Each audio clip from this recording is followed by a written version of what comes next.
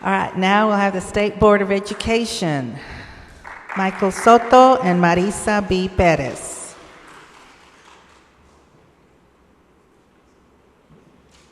And then I believe after that, I'm not sure we have county chair representatives or anyone from the county chair?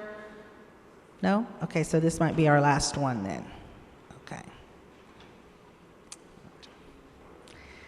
Thank you too for waiting patiently. We appreciate that.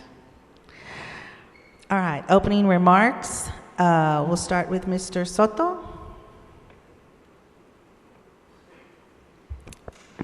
Thank you. I should first explain that normally when I attend a church, I try and dress a little bit better, but I just arrived directly from my 9-year-old son's soccer practice, which explains my getup. And if I have any crumbs, it's because I was giving my 2-year-old boy some crackers as a snack. If you're watching this online, boys, it's a school night, so go to bed. My name is Michael Soto, and I'm very proud to represent most of Bexar County and 13 additional counties on the State Board of Education. 2 years ago, before I was elected, you would be hesitant to use the word pride and State Board of Education in the same sentence. But because of your support and because you've allowed me to assume a role as a bipartisan leader on the State Board, I think that we have sent a clear message. We can no longer tolerate making a political game of our kids' educational futures. We absolutely have to rid the process of politics, and I thank you for helping me to do that. Okay, thank you, Mr. Soto. Ms. Perez? Good evening. I've actually been staring at this podium all night hoping I'd clear it, so it's good. My name is Marisa Perez, and I am your candidate for State Board of Education for District 3. I was born and raised here in Bexar County. I'm a product of SAISD. I'm a graduate of the University of Texas at Austin, and I just really hope to bring innovation, new ideas, a fresh outlook to the State Board of Education. My professional background is in social work, and so I bring to the table also a unique perspective as far as children are concerned. I've had a chance to see how the educational system can, for lack of a better term, fail our children. It's a very sad process, and so with that, I hope to bring new initiatives to the table. I plan on establishing monthly meetings in different regions within District 3, going out to all the way down to the valley. I also plan on establishing a better rapport between the public and private sectors. Oh, that's okay. That's okay. All right, thank you. Okay, thank you. All right, Ms. Perez, you get to get the first question now. It's okay. Bullying is a huge problem facing our children. What kind of programs, if any, would you create to bring awareness to this? Actually, one of the key initiatives that I plan on implementing if elected into office is to establish a mental health sensitivity training amongst our teachers and counselors alike. I think that it's very important to have a better understanding of how our mental health affects our children. I think that's a big key in why children are bullied, because people don't understand why their behaviors are the way they are. 1 in 88 children in the United States, 1 in every 88 children in the United States is diagnosed with autism. 10.4 million in the U.S. are diagnosed with ADHD, and if people have a better understanding of what these behaviors entail, I think that would bring about a better understanding of how to cope with children, and that might in fact deter people from bullying and maybe become more sensitive to that, and also help our teachers lower the stress. I realize that's a huge deal, and our teachers have a lot to deal with already as far as teaching and catering to different personalities, and mental health is a huge deal as far as that's concerned. Thank you. Okay, thank you. Mr. Soto? Thanks. It's a great question. One of the few things that the state legislature did right in the last session was to require that all local independent school districts create a policy that requires each individual school to address bullying in an appropriate way, and to give the parents who want to support their students who are the victims of bullying the appropriate tools to address this serious problem. I've made a point of reaching out to all of the 72 independent school districts that I represent. They know me well. As a result of that, I'm proud to say that I've been endorsed by every single teachers group in the state of Texas that endorses candidates in State Board of Education races.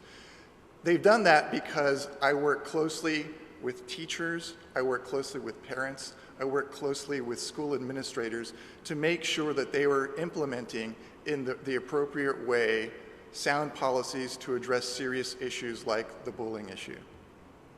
Thank you. All right, should I let you stay up there, Mr. Soto? You get the next, we'll have one more question and then closing. What are your plans to decrease dropout rates? Well, I hope to decrease the dropout rates and to increase the number of high school graduates. I assume that's what the question was addressing. There are some tried and true approaches to addressing the dropout crisis, and it truly is a crisis in Texas when 1 in 5 kids is dropping out of high school before he or she finishes.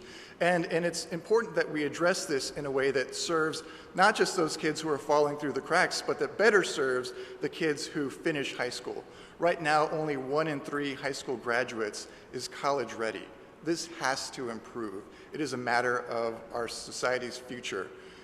We do this by making sure that our curriculum, standards, and textbooks, which the State Board has authority over, are rigorous so that teachers and students are challenged, that they're clear, and that they are relevant to the lives of students, not just today, but long into their futures. Thank you. Ms. Perez? I feel that it's vital to involve parents and teachers from the get-go. Let's nip it in the bud before it actually becomes an issue. Most of our dropouts start happening right around freshman year in high school.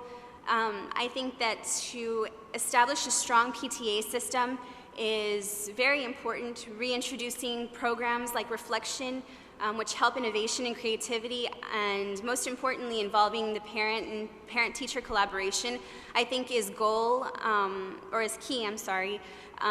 Having our parents establish this appreciation for education, I think is most important because they are the ones that our children go home to. They're the key in encouraging and supporting our children and advancing that education and stressing the importance. And I think that it's most important to get it when they're young. Okay, thank you. And since you're up there, you can go ahead and make your closing remarks. 1 minute. Well, my name is Marisa Perez again. I am new to politics. I'm not new to humanities. I'm not new to social service. My passion is children and public policy and public service. This is definitely a position that serves all three. I think that I can definitely be that person for you. I want to be a vehicle for communication and better advocacy and representation within the State Board of Education. And I want to thank the League of Women Voters, Beacon Hill, and Keystone for holding this event for us, and I really appreciate your time. Thank you. Okay, thank you. Mr. Soto? Most people aren't aware of this, but members of the State Board of Education receive zero in the way of salary. It's entirely a volunteer effort, but it's one that I truly, truly love. I'm a career educator.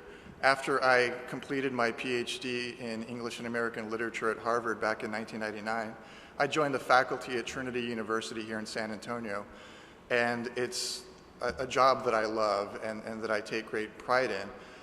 But I also have 2 young kids, and I have many, many years of public school fatherhood ahead of me. And I take this job so seriously. It's a full-time job for me at many points, even though it's unpaid.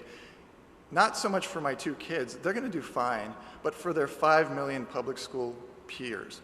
It is absolutely crucial that we get this right. And I hope you will join elected leaders and teachers and parents throughout South Texas in supporting me, Michael Soto, for re-election to the State Board. Thanks a bunch. Thank you very much for joining us.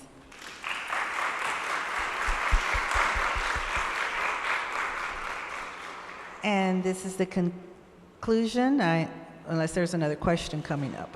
Okay. On behalf of the League of Women Voters, thank you for coming this evening and staying with us. And thank you to the neighborhood associations. And just a couple of last announcements as you're leaving. First, I'd like to really thank Wasatch Baptist Church. I've driven by here 100 times and didn't realize this was a church. I thought it was a school building. I'm impressed. And so if you get a chance, thank the pastor, Pastor Cummings, for making this available to us. Obviously, the lights and the air conditioning have been running all night, and he donated that to us. So we're very much appreciative to Pastor Cummings. The second thing is, it was touched on earlier, but this has been broadcast through the web. You see the 3 television cameras. And so this is being done by Nowcast, and their website is www.nowcastsa.com. And if you go there tonight, the top story is going to be this item. If you go tomorrow, there will be another item that will be there, and you can just do a search for Candidate Forum. This is going to be on their website, similar to YouTube, but it isn't YouTube, it's Nowcast, and it'll be there for months. So you can go back and see how you did and how others did and compare comments and so forth. I'd like to thank all of you candidates. It's been a long evening. A couple of you have mentioned how hard it was to stay seated that whole time. You did better than I did. Thank you so much. For our neighbors that I recognize some of you, for our neighbors that came and stayed, thank you so much.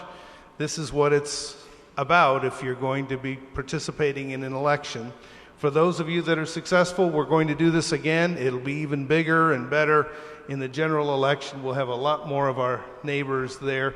It's a bigger electoral turnout, so it'll be easier to get them. Thank you very much. thank you and good night.